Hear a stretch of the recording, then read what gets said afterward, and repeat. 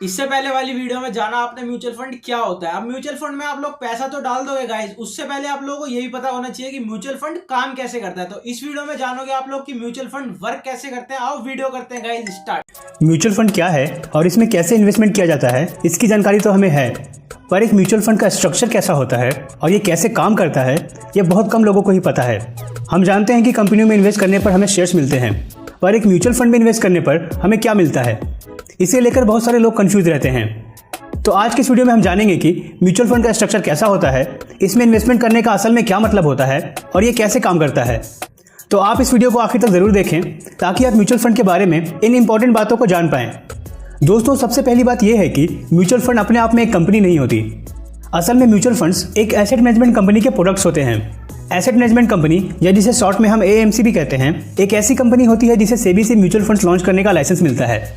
Example के लिए HDFC AMC एक ऐसी कंपनी है जो एचडीएफसी नाम से तरह तरह के म्यूचुअल फंड्स ऑपरेट करती है, जैसे equity funds, date funds, hybrid funds, और हम इन फंड्स में से किसी भी म्यूचुअल फंड में इन्वेस्ट कर सकते हैं।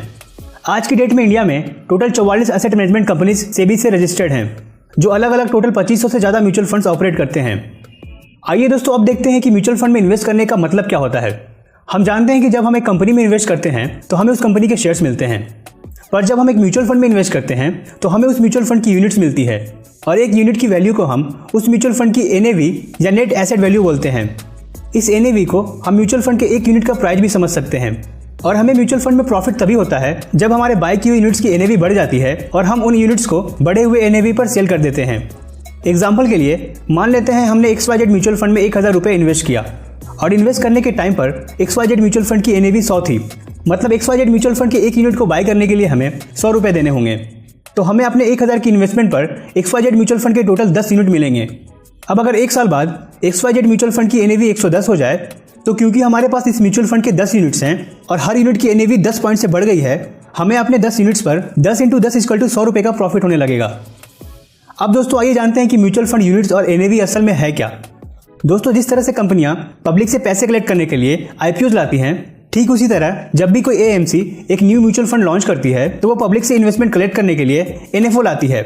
एनएफओ का मतलब होता है न्यू फंड ऑफर। और जिस तरह हमें आईपीओ में इन्वेस्ट करने पर कंपनी के शेयर्स मिलते हैं, ठीक उसी तरह हमें एनएफओ में इन्वेस्ट करने पर म्यूचुअल फंड्स के यूनिट्स मिलते हैं। एनएफओ के टाइम पर हर एक यूनिट की नेट एसेट वैल्यू या एनएवी को जनरली 10 रखा जाता है। पब्लिक एक मिनिमम यूनिट से लेकर मैक्सिमम कितने भी यूनिट्स के लिए अप्लाई कर सकती है, और मिनिमम यूनिट्स हर म्यूचुअल फंड के लिए अलग अलग होते हैं। एनएफओ कंप्लीट होने के बाद हर म्यूचुअल फंड के फंड मैनेजर्स सारे कलेक्टेड पैसों को इन्वेस्ट करते हैं, और जिसे हम AUM या एसेट अंडर मैनेजमेंट भी कहते हैं। और फिर जिस तरह इस इन्वेस्ट किए हुए फंड्स की वैल्यू बढ़ती या कम होती है, उसी तरह हमारी यूनिट्स की एनएवी भी बढ़ती या कम होती है। दोस्तों, एक बात ध्यान देने वाली ये है कि जैसा कि हम जानते हैं कि हम कंपनी के शेयर्स को फ्रैक्शन या पार्ट्स में बाई और सेल नहीं कर सकते। जैसे हम किसी कंपनी के 5.5 शेयर्स नहीं ले सकते, या अगर हमारे पास एक कंपनी के 10 शेयर्स हैं तो हम उसमें से 2.7 शेयर्स सेल नहीं कर सकते। पर दोस्तों, म्यूचुअल फंड यूनिट्स को हम फ्रैक्शन में बाई और सेल दोनों कर सकते हैं। अगर हमारे पास एक म्यूचुअल फंड के 100 यूनिट्स हैं जिसकी नेट एसेट वैल्यू 25 है, और हम उसमें से 570 रुपये निकालना चाहें, तो हम 570 रुपये के बराबर के यूनिट्स को सेल कर सकते हैं। मतलब कि हम 100 यूनिट्स में से 22.8 यूनिट सेल कर सकते हैं। दोस्तों, एनएफओ के बाद किसी भी टाइम पर एनएवी को कैलकुलेट करने के लिए ये फार्मूला यूज किया जाता है। NAV = assets minus liabilities divided by total number of units.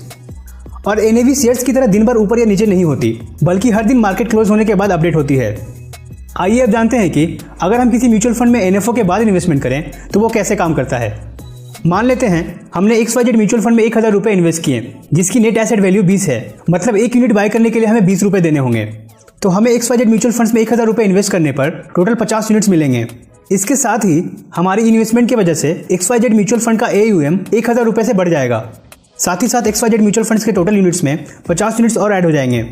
दोस्तों, हम जानते हैं कि म्यूचुअल फंड बहुत सारे कंपनियों में इन्वेस्ट करते हैं, इसलिए अगर XYZ म्यूचुअल फंड ने अपना टोटल AUM 20 कंपनियों में अलग अलग रेशियो में इन्वेस्ट कर रखा है, तो अब हमारे इन्वेस्ट किए हुए 1000 रुपये भी उन्हीं 20 कंपनियों में उसी रेशियो में इन्वेस्ट हो जाएंगे।